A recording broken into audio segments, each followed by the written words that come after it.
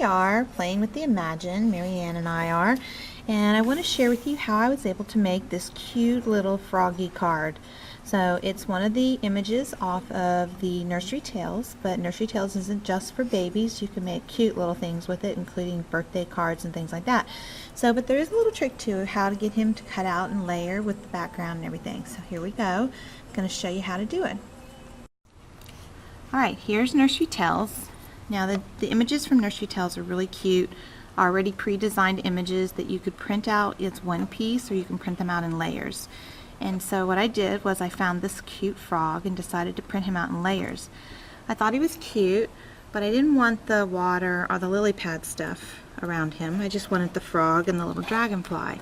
So I'm going to add him to my mat and I'm going to choose the layer option. Okay, and it brings him all out, so then I'm going to hit for my layer. I want this to be 4 inches on this one. So I'm using my green, which is the true, and same thing as the real dial size. So I'm going by those particular numbers, and I want the background part to be 4 inches, and so I'm going to base everything off that and change my sizes in accordance. So I'm going to hit apply. After I hit apply, it'll take me to the screen, and I have a taskbar up here that has everything on it. It's all layered out. Now what I don't want, I can either simply take my cursor and tap here, and you see it changes the cursor and it brings that little box up, and I can hit the little red minus and that will delete that, or I can go down here and just backspace and it will delete the other pieces.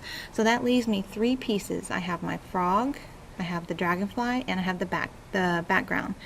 Now I'm going to go and hit next to my mat, and then I can individually tap from my mat because I don't want to change the size of the background, but it automatically changes the sizes of everything in relative.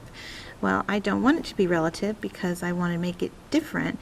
So I'm going to go and change him, and using the green size again, which is the same as my real dial size, I'm going to change him to 3.5 inches. Now you'll notice when you're changing him, it also changes the other side, which is the relative number, and it's just so that you can see what the size will be in relation to the base, which in this case is that background image. So I've got 3.5, and I'm going to hit apply. There we go. And so, and then I accidentally hit it twice, so I went to my print screen. Not ready for that yet. And then I want to do the same thing to the little dragonfly. So I'm going to tap on that, click on my little pencil, and I'm going to change the size because that little dragonfly is a 0.6, and I want to change it to 1.5.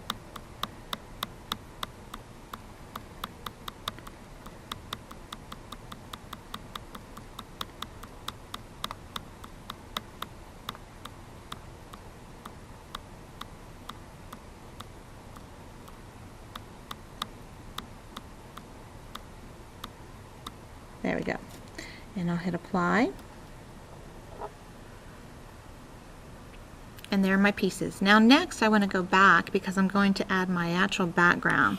And what I used for the background, and you have to kind of just look at things and realize that you can use these shapes and flood them with pattern and color and just design things your own. And so that's what I did.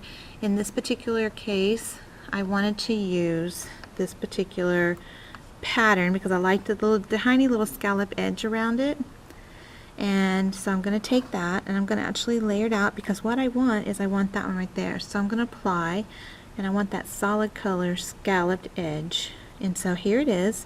Now I'm going to delete the bird and the leaf and the decorations and the announcement, and all I want left is this little thing right there. And so I'm going to tap on that because I want to flood it with a different pattern color to match my frog. I noticed that the frog actually matched one of the pattern papers. So there we go. I've applied that pattern to it. And this particular one, I want it to be a true size of 5.5 inches. By making it 5.5 inches in height, it will fit a standard size A2 card perfectly. And then I hit apply. And everything is up there. I'm going to hit next to show you what it looks like on my mat.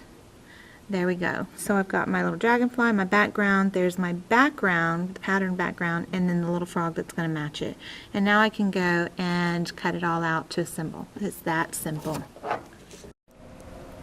Okay, now Marianne's ready to print it. She decided to add some butterflies to it because we're going to customize her little card.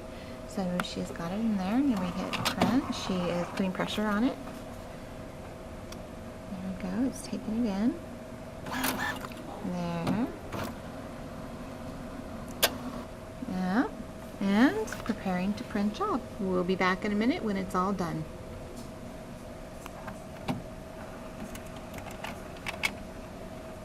There we go, it's come out one of the backgrounds. Now it's cutting out the little butterflies. So cute. And look at that frog in that pattern paper. Isn't it just perfect? It's adorable. I love it.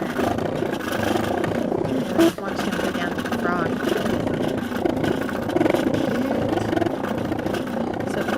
Butterflies. Well, 2 butterflies and a dragonfly. Yeah.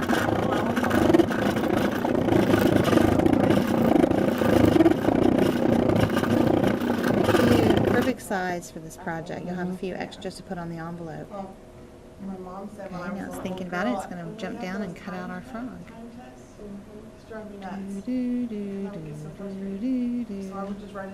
It's thinking. There we go. Now for the frog. So cute. We'll be back in a minute. Alright, here's all my pieces. So if it's on a regular A2 size card, put my background on. There's that particular background. And I'm just going to pop dot my little frog on here, put my stamp down in the corner, add the little butterfly pieces, pop dot them, and then look, just like that. Except I chose to do white background instead of the pink. So isn't that cute? Very easy too.